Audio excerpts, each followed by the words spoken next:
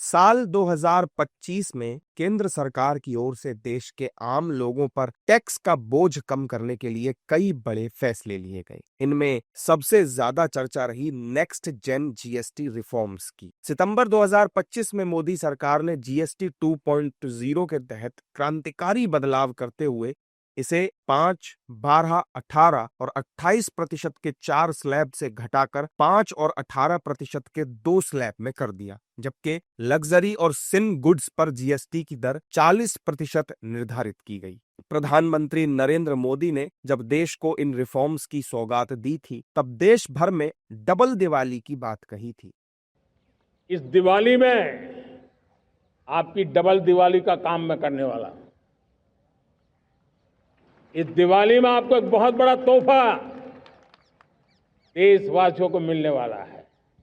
हम next generation GST reforms लेकर के आ रहे हैं।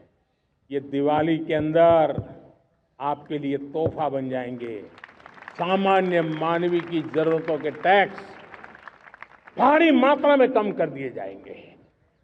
नई जीएसटी दरें लागू होने के बाद 453 वस्तुओं की जीएसटी दरों में बदलाव हुआ, जिनमें से 413 वस्तुओं की दरों में कमी देखी गई। लगभग 295 जरूरत की चीजों पर जीएसटी दर 12% से घटकर 5% या 0 पर पहुंच गई। रोजमर्रा की जरूरत की चीजें काफी हद तक सस्ती हुई, जिससे फायदा देश के आम लोगों को हुआ। इस बदलाव के तहत पहली बार जीएसटी में 40% का एक स्लैब जोड़ा गया। Just want to highlight the last one, that there is a special rate which is 40%. Actually, almost all goods are between 18 and 5. If there's any change, they only can shuffle between the 18 and 5. There is one special rate which is only for sin and super luxury goods. That special rate of 40% has also been proposed and it's cleared. That will apply only to pan masala, cigarettes, gutka, and other tobacco products such as chewing tobacco, products like zarda, unmanufactured tobacco and weed.